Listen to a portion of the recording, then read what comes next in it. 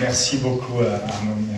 Je crois que c'est pas quelques semaines qu'on se rencontre de manière régulière, mon cher Arnaud, et j'adore ton audace, j'adore ton engagement pour ta ville, pour ta région. C'est extrêmement encourageant pour moi dans la mission qui m'est confiée. Donc voilà, je voulais te dire que c'était chacune de nos rencontres, chacun de nos échanges, pour moi, sont extrêmement encourageants et je suis très très heureux de venir ici et de pouvoir amener cette particularité olympique, et on va faire beaucoup mieux que ça dans les années qui viennent. De même, Damien, maintenant que la Solidéo est lancée, depuis 2 jours, on a une magnifique séquence à Marseille. Et je vois que la Solidéo, comme on l'a dit, ces Jeux Olympiques maintenant marchent sur ses 2 pieds. En tout cas, mon cher Damien, je suis ravi également qu'on travaille ensemble, main dans la main. Et puis, Hugues, effectivement, je sais que tu es là depuis beaucoup plus longtemps que nous sur ce projet, puisque dès la phase de candidature, tu as été impliqué et investi, et je t'en remercie. Parce que si on est là aujourd'hui, si on est sur un territoire aussi large, qui part du Mont Blanc et qui va jusqu'à la Méditerranée, à la Côte d'Azur, en passant par le Briançonnais, c'est grâce au travail que vous avez pu mener tous ensemble. Et je pense que c'est une immense chance pour les Jeux Olympiques que de pouvoir démontrer qu'ils peuvent s'organiser sur un territoire aussi large, n'en déplaise à des puristes qui ont toujours cherché à concentrer, et en concentrant les flux, on concentre aussi des impacts qui ne sont pas forcément bons pour notre environnement. Là, on déconcentre, et justement, on va pouvoir montrer qu'en déconcentrant, on répartit aussi la charge, on répartit les flux, et ça peut être mieux accepté, mieux absorbé par l'environnement. Alors, justement, le sujet de l'environnement, le sujet de l'héritage, le sujet de la durabilité, c'est un sujet qui est pris très très au sérieux au niveau du Comité international olympique. Je voulais commencer par vous dire que j'étais hier au CIO avec justement les personnes qui sont en charge de l'héritage et de la durabilité au CIO. Je vous dis ça pour vous dire qu'on ne fait pas que ce qu'on veut quand on organise les Jeux Olympiques. Les Jeux Olympiques, c'est le produit phare du Comité international olympique. S'il nous a confié son produit, c'est pour qu'on lui rende en 2030 un peu plus beau qu'il nous l'a confié aujourd'hui. On a la chance en France, grâce aux Jeux de Paris 2024, d'avoir un certain crédit auprès du CIO dans cette capacité qu'on a à redonner les Jeux Olympiques au CIO avec un peu plus de valeur qu'ils n'en avaient quand ils nous les ont confiés. Et c'est aussi ça notre mission pour 2030, ça va être de magnifier ces Jeux Olympiques pour les rendre encore plus beaux, encore plus acceptables, encore plus vertueux, encore plus pérennes. Et je parle des Jeux Olympiques d'hiver parce que la tâche est peut-être un peu plus dure encore plus pérenne quand on les rendra au CIO et qu'ils seront transmis en 2034 à Salt Lake City. Et donc, le CIO est extrêmement soucieux de l'héritage qu'il laisse sur les territoires, parce que les Jeux Olympiques, ce n'est pas seulement un événement sportif, bien évidemment, c'est d'abord et avant tout une grande fête du sport, un grand événement, le plus grand événement sportif au monde, et je pense d'ailleurs, et c'est pour ça qu'on s'engage tous ici pour ça, sans doute peut-être le plus grand événement qu'on aura organisé dans nos vies, le plus grand événement qu'on aura tous collectivement à réaliser, organiser et pérenniser dans toutes nos carrières, qu'elles soient politiques, qu'elles soient des carrières d'élus, des carrières dans le secteur public comme dans le secteur privé. On a la chance de pouvoir apporter tous notre contribution, notre pierre à cet édifice. Les Jeux, c'est donc à la fois un événement sportif, mais pas que. C'est aussi une promesse. Et c'est la promesse d'un héritage, d'un double héritage, j'ai envie de dire. Un héritage d'abord pour le sport, Pourquoi pour le sport? Parce que c'est d'abord du sport, les Jeux Olympiques. Et cet héritage pour le sport est essentiel aussi pour les populations. Et puis c'est un héritage pour les territoires. Et si on est ici réunis, c'est bien pour mettre en valeur cette partie-là de l'héritage pour le territoire. Et les Jeux, vous savez, s'inscrivent à chaque fois dans leur territoire et puis également dans leur époque. Les Jeux Olympiques de 92 ou de 68, tels qu'on les a connus en France, je ne parle pas de 1924 parce que ça remonte peut-être à un petit peu trop longtemps, mais on a tous en tête les héritages des Jeux de 92 par exemple. Eh bien, on voit bien que l'héritage et les Jeux Olympiques de 2030 ne seront pas les mêmes que ceux qu'il y avait en 92. C'est pour ça que cette notion de jeux qui s'inscrivent dans une époque et dans un territoire sont extrêmement essentiels et doivent guider la vision qui est la nôtre. Et quand il s'agit de parler de la vision pour ces Jeux des Alpes 2030, j'ai envie de vous dire que pour moi, cette vision repose sur 3 piliers. Le premier pilier, c'est un héritage pour les Français, d'une manière très générale. Je pense qu'on a eu la chance, avec Paris 2024, de vivre une parenthèse enchantée. L'objectif, évidemment, de ne jamais la refermer. Ce que j'ai envie, aux Jeux de 2030, c'est de continuer de voir les athlètes français gagner, de voir que la France qui gagne donne envie aux Français de continuer des gagnants. C'est un héritage peut-être immatériel, mais c'est un héritage essentiel. Dans un monde où on le voit bien, la société a tendance à se fracturer, la guerre n'est pas très loin, la dette pèse sur notre économie, eh bien, ça n'est pas une fatalité. Je trouve que les Jeux peuvent offrir des perspectives intéressantes, peuvent démontrer que d'avoir un projet dans sa vie, personnelle ou professionnelle, c'est s'offrir des perspectives. Et d'une manière générale, qu'on soit athlète, entrepreneur ou pas, on peut tous avoir, dans ce monde un peu chaotique, s'offrir des perspectives réjouissantes, intéressantes, parce qu'on a un projet qui pour nous a du sens. Et cette notion de projet qui a du sens, c'est quelque chose qu'on porte tous, qu'on partage tous, mais c'est aussi quelque chose qu'il faut faire rayonner. J'ai envie de faire rayonner en cela l'esprit olympique, et c'est le premier pilier pour moi de la vision de ces Jeux-là. Le deuxième pilier, c'est d'arriver à démontrer, parce que là encore, on est tous confrontés au réchauffement climatique, et ça a un impact sur nos économies.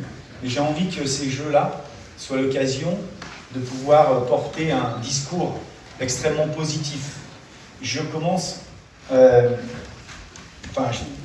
parfois à être un petit peu fatigué d'entendre que le réchauffement climatique, pour certains, est une opportunité pour casser le modèle économique de nos montagnes.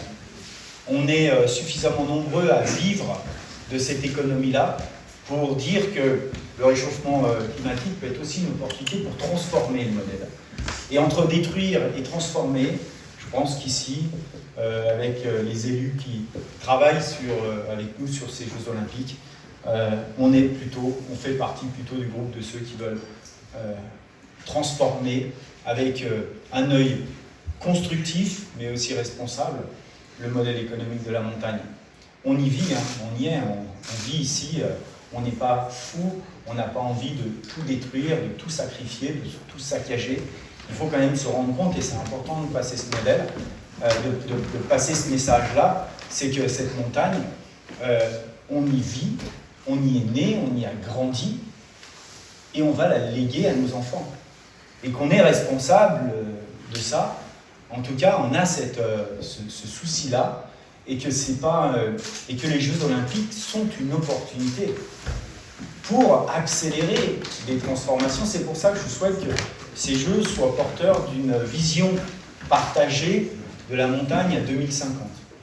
Et ça, c'est un pilier aussi essentiel de la vision. Et puis enfin, je pense que les Jeux Olympiques d'hiver, aujourd'hui, ne sont pas menacés par le réchauffement climatique, mais leur niveau d'acceptation de la part des populations, lui, peut rendre ces Jeux Olympiques menacés. Mais ce qui est intéressant, c'est que si on regarde dans l'histoire des Jeux, les héritages de 92 vont naturellement servir les Jeux de 2030. Qu'il va y avoir de moins en moins de lieux dans le monde où on pourra organiser les Jeux Olympiques d'hiver. Ce qui veut dire, parce que chez nous en France, ça n'est pas le cas. Chez nous en France, on a encore beaucoup de dizaines d'années durant lesquelles on va pouvoir accueillir les Jeux d'hiver. Et que donc, potentiellement, ces Jeux vont revenir plus souvent. Ce qui veut dire que les héritages successifs vont nous permettre à chaque fois d'organiser des Jeux qui coûteront moins et potentiellement rapporteront plus. Et c'est ça qui permettra aussi d'améliorer le niveau d'acceptabilité des Jeux d'hiver. Et c'est pour ça qu'on est là. On est là pour créer un héritage. C'est pour ça que ces Jeux, je les veux à la fois festifs, sobres et vertueux. Vertueux, ils doivent apporter plus, évidemment, qu'ils ne coûtent. Et je ne parle pas qu'en termes de budget. Ils doivent apporter plus à la population, ils doivent apporter plus à l'économie et ils doivent apporter plus à l'environnement. Donc, je suis très heureux d'être là pour pouvoir porter ce message à tes côtés, Arnaud, à vos côtés, à toutes et tous, parce que je souhaite, par ma présence, soutenir ce magnifique projet que tu portes avec tes équipes, avec une fantastique conviction et une magnifique détermination. Et je dois publiquement avouer que ce projet que j'ai découvert il y a peu de temps, lors de mon précédent passage ici, m'a enthousiasmé. Je ne connaissais pas le Fort des Têtes. Et moi qui ai connu des villages olympiques, je m'y suis projeté. Tu m'as expliqué comment les choses allaient se passer, on a regardé sur des plans, et je m'y suis projeté. Et je me suis dit, en ancien athlète que je suis, que si j'étais un athlète aux Jeux 2030, en plus, honnêtement, je peux m'y projeter, hein. C'est le freestyle ici. Hein. Donc, j'ai le droit de me projeter. Hein. Eh bien, je me dis que les conditions offertes par Briançon sont propices à la performance. Et moi, en tant qu'athlète, c'est quand même ce que je recherche. Je recherche à être dans de bonnes conditions de vie pour pouvoir performer à mon meilleur niveau. Et c'est des jeux qui réussis, c'est ça. Des jeux réussis, ce sont des athlètes à même de donner le meilleur d'eux-mêmes.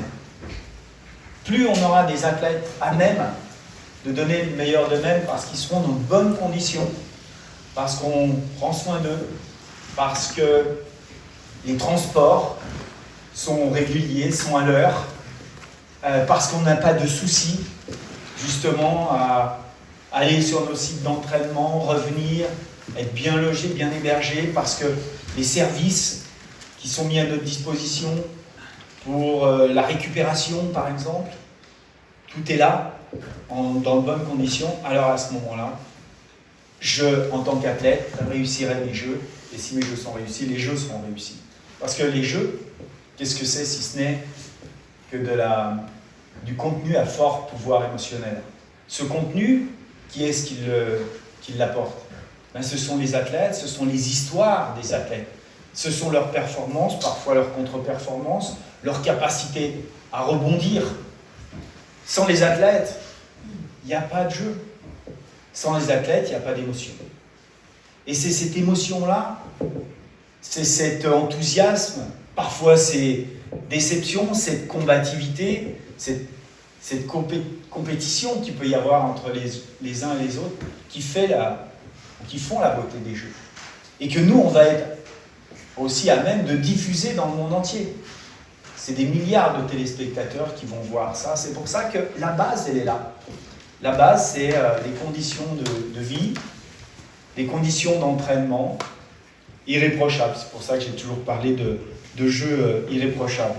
Donc oui, Je ne veux pas revenir sur les propos que tu as tenus, qui sont parfaitement étayés. Mais je veux dire qu'ici, ce projet est une chance pour nous tous. C'est d'abord pour Briançon une chance, évidemment, puisqu'on voit l'héritage post-jeu que cela peut, et ça va nous être présenté, mais que cela va apporter. Mais c'est aussi pour le département des Hautes-Alpes, la région PACA, et d'une manière peut-être plus grande, pour notre pays. Parce que c'est un exemple de reconversion d'un site Vauban. Il n'y en a pas qu'un en France, le site Vauban. C'est un exemple de réhabilitation qui peut-être fera des petits. On verra ça. Mais c'est un projet d'intérêt national et toutes les parties prenantes des Jeux Olympiques l'ont parfaitement compris. Et c'est surtout parce que vous croyez avec force à ce projet qu'il va se réaliser et que, de notre côté, COJOP, nous allons tout mettre en œuvre pour le faire aboutir avec le soutien, évidemment, le vôtre et celui de tous les acteurs publics et privés et évidemment avec l'expertise de la Solideo. On en a évidemment besoin, expertise incontournable. Donc, Vauban vous a laissé un héritage.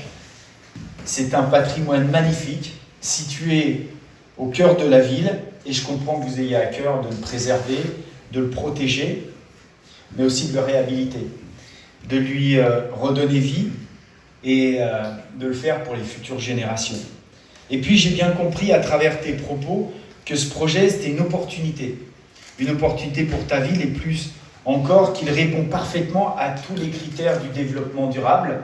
Et là, je le dis encore, on est surveillé par le CIO sur ce sujet-là. Et ces critères reposent à la fois sur une économie dynamique, sur le respect de l'environnement, parce que, on le sait, notre humanité est largement dépendante de la nature et de ses lois, et sur également des principes de solidarité sur le plan social auquel vous êtes tous très attachés. Il n'échappera donc à personne que ce dossier est exceptionnel et probablement le plus emblématique, comme d'ailleurs Renaud Muselier l'a souligné lors du conseil d'administration de la Solideo à Marseille il y a 2 jours, le plus emblématique de ces Jeux Olympiques. Il ne sera pas de trop de l'engagement fort de chacun et de la solidarité de tous les acteurs publics et privés. Donc voilà, mon cher Arnaud, des mots simples qui me sont venus aujourd'hui pour vous encourager face à ce magnifique défi qui est devant nous et que nous allons relever tous ensemble, dans l'intérêt de Briançon, dans l'intérêt du département des Hautes-Alpes, de la région Provence-Alpes-Côte d'Azur, des Alpes françaises et de la France. Merci pour votre attention.